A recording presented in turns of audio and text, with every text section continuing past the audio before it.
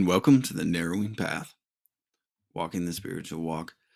My name is Stephen Etterstein. Thank you for joining me again today on August 7th to go through and do the daily reading from James Allen's Daily Meditations. This, of course, will be fresh to you and fresh to me, meaning that you'll get my genuine response, reactions, observations, and what I relate to about the reading, as this will be the first time that I read or see or hear the meditation right here on this podcast with y'all. So you'll get to hear me fight through it sometimes. These last couple of days have been almost, I won't say taxing, but definitely have had to put me back into a certain perspective that was a good place. It's a good place to be, actually. So you've heard me kind of work through some of these August meditations here, and it's been good. It's been great for me. So I hope y'all are enjoying it. So here we go. This will be the daily reading for August 7th from James Allen's Daily Meditations. Practice heart virtue and search humbly and diligently for the truth.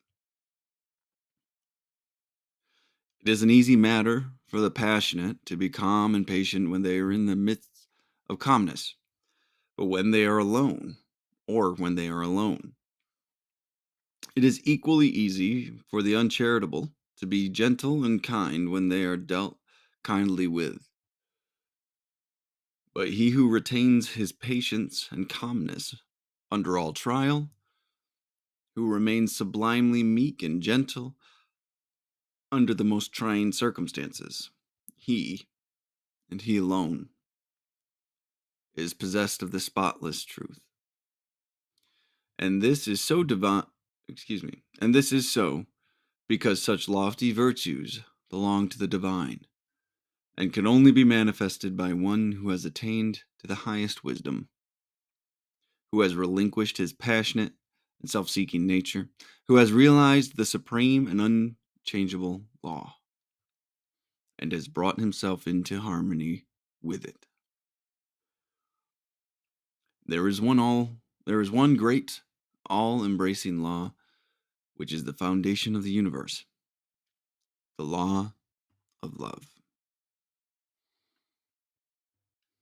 Another great reading. This is something that I really enjoy talking about in my particular circles, and it's something that I talk about pretty regularly on this podcast too. Right? These virtues are easily practiced in favorable conditions: calmness, patience, joy, love, forgiveness, these types of things.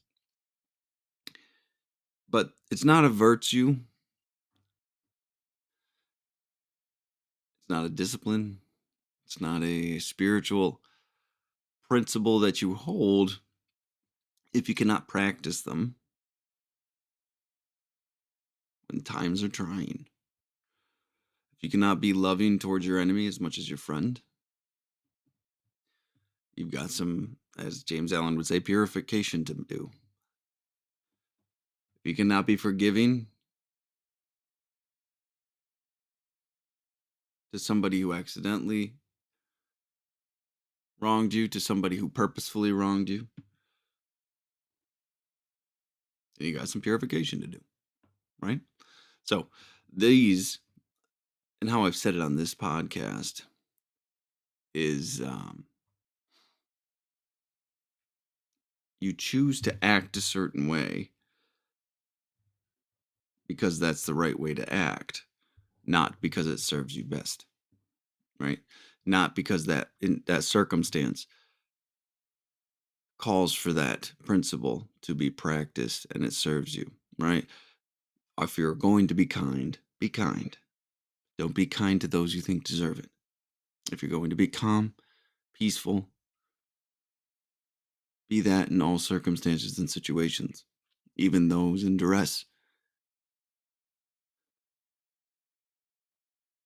We choose to practice these things in all our affairs. The 12-step community would say practice these principles in all your affairs. Principles before personality is another way they'll say it in the recovery world. but it's a common theme in many different areas. Our power really resides in our ability to choose how we will interact with the world, regardless of how the world acts. We become dependent on our God, our source, our higher power, whatever that might be, and not out of anything of this world. And then suddenly we're free from the reactive nature of living. It's pretty amazing.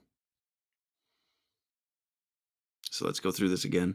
Practice heart virtue and search humbly and diligently for the truth. Heart virtue. These are things that come from the heart. These are things that are spiritual principles, spiritual virtues to be practiced by everybody. We'll keep it on the I guess.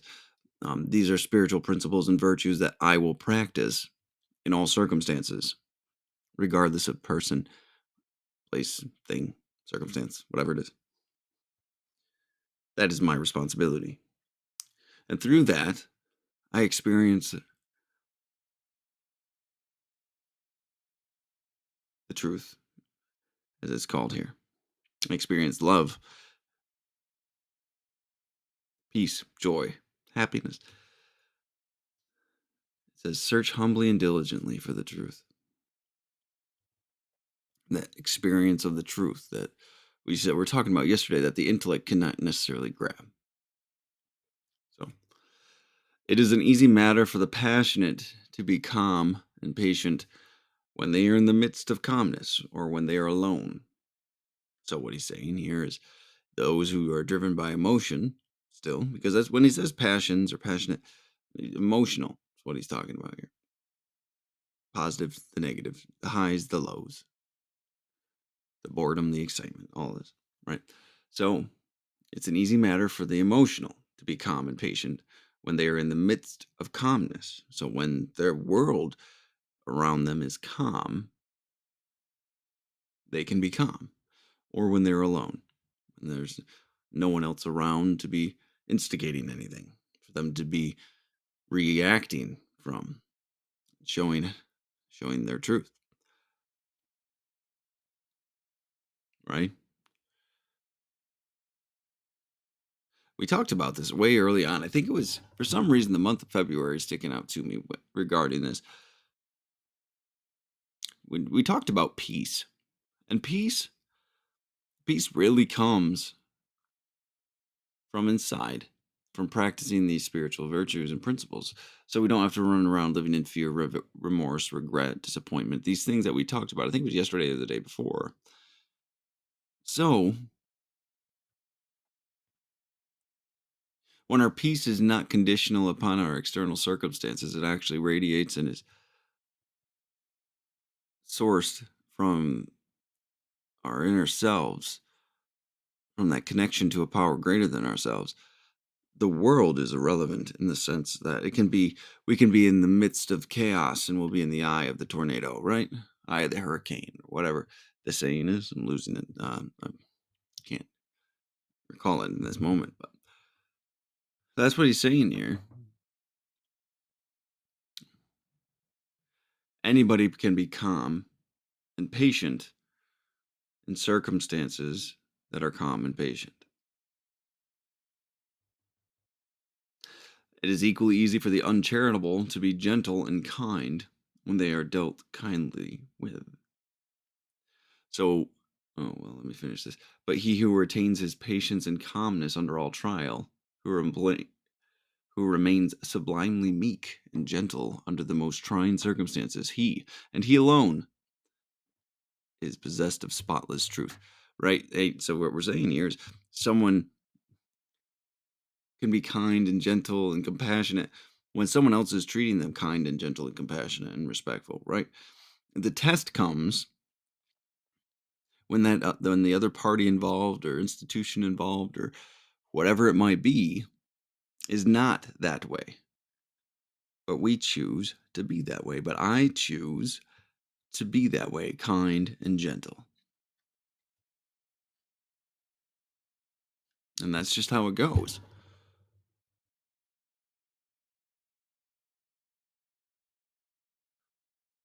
And he says here, but he who retains his patience and calmness under all trial, not just when it's suitable by external perspectives, but under all trials and tribulations, under all circumstance, who remains sublimely meek and gentle under the most trying of circumstances. Meek meaning less of my will, more of God's will. Less of me, more of it, more of God. Right? So the meek being those who seek God's will in their life, those who practice spiritual way of living, those who live by a certain set of spiritual guidelines, virtues, discipline, and principles. Those who let spirituality take a greater role in their lives than their own self-serving interests.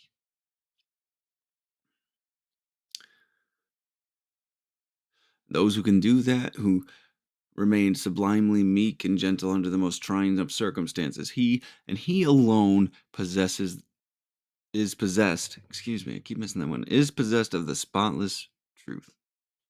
He experiences truth.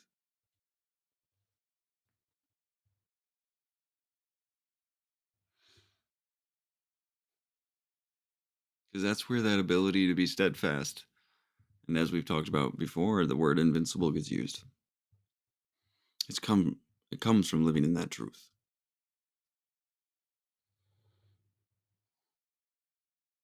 And this is so because such lofty virtues belong to the divine, and only can be manifested by one who has attained to the highest wisdom, who has relinquished his passionate and self-seeking nature, who has realized the supreme and unchangeable law, and has brought himself into harmony with it.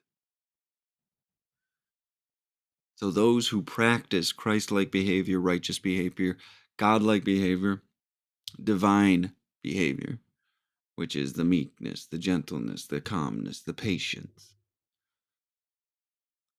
When we can practice those things, the lovingness, the loving, forgiveness, all of these things, when we practice those things, these are lofty virtues belonging to the divine, right? We are acting like God in those instances. We are like, we talk about a lot the striving nature of what we should be doing, striving towards that ideal.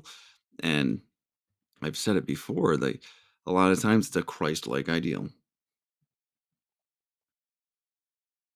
the divine.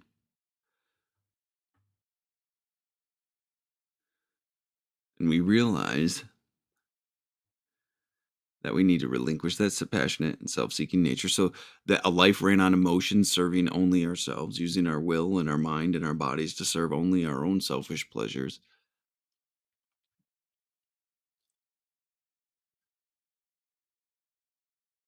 When we forfeit those, when we let those things go, we get graced with the opportunity to realize the supreme and unchangeable law, right? And has brought himself into harmony with it. So when we get out of our way enough, we can actually see what it's all about. We can experience what it's all about. And then suddenly those things start to be second nature. Those ways of acting, those ways of behaving begin to be different. So, and it ends with this.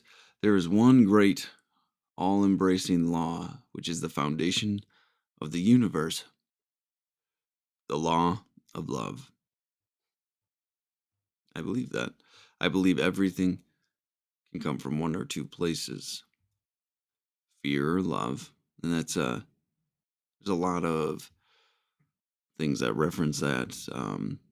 I think A Course in Miracles, I don't know if that's something anyone listening has read, but A Course in Miracles talks about that. It's either coming from a place of love or it's coming from a place of fear. And when it's coming from a place of self-service, it's usually it's a place of fear. When it's coming from a place of God service, other service, it's a place of love. And when we function from that place, Your whole life changes. I can promise you that. Your whole life will change. So, all right. Well, there we go. That's the end of the reading for today. One that I thoroughly enjoyed that one. That was another really good one because it just is. It talks about the application of these principles thoroughly, not selectively, and that's a big thing that gets lost today. So, um, either way, I'm really grateful for it. Thank y'all for joining me again today. I'm looking forward to seeing what tomorrow's brings, and I'll be on again then. So, until next time, thanks.